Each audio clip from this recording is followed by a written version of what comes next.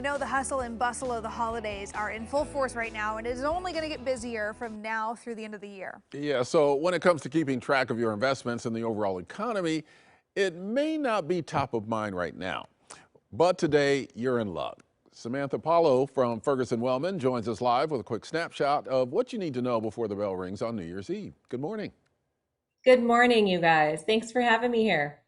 Yeah, what reminders do you have for things that we should take care of before the end of the year?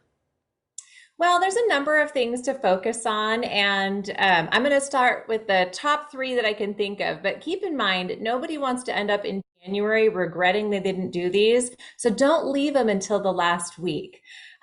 First of all, think about those retirement accounts. Make sure that you've maximized the amount that you can give this year. So to a traditional IRA, for example, if you're under age 50, you can give up to $6,000 to your IRA. And if you're over age 50, you can take that up to $7,000. For those workplace plans like your 401k, the maximum is $19,500 if you're under age 50 and $26,000 if you're over age 50. And on the topic of retirement plans, if you are already retired and over age 72, don't forget that there are something called a required minimum distribution that you need to take every year. And forgetting to do so can result in some pretty big penalties. So make sure you know what that number is and get that done before December 31st. The second reminder is when it comes to workplace health plans, a lot of us have access to something called a flexible spending account. This is a financial account where you can put money in pre-tax and use those funds to pay for qualified medical expenses. But a lot of people forget that those accounts are a use it or lose it arrangement. So make sure that you know how much is left in there and schedule those medical appointments or other medical expenses before the end of the year to make sure that you've used those up and don't lose them. And finally, for all you parents out there, 529 plan education savings accounts are a great way to save for education expenses in a tax-free manner. You put your funds in there and they can grow tax-free, and they're also tax-free when you take them out for qualified education expenses.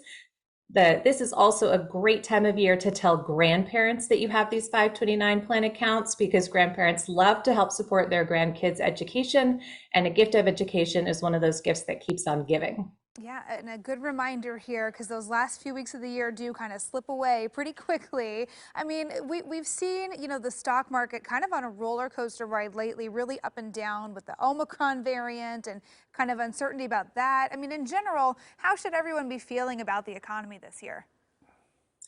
That's right, Emily. There are plenty of things to be concerned about when it comes to the economy and the stock market, but keep in mind that there always are.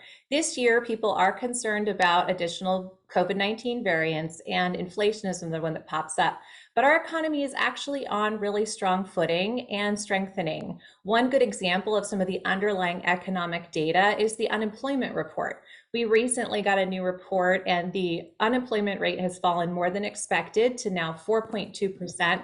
When you look over the long run, that's actually pretty consistent with long run unemployment and is a healthy rate. We're also seeing other good data points. Labor force participation is increasing, and we're starting to see that supply chain disruptions may begin to moderate. So rolling that all up, we really think that these different concerns are more speed bumps along the road to growth rather than a full stop. So we'd expect that 2022 will continue to see growth, likely something a little more moderate than what we saw this year.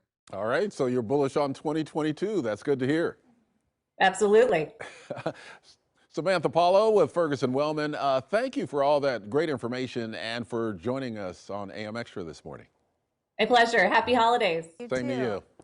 And of course, we'll post more resources from Samantha, everything we talked about here on the AM Extra section of KOIN.com, so you can take care of what you need to remember before the end of 2021.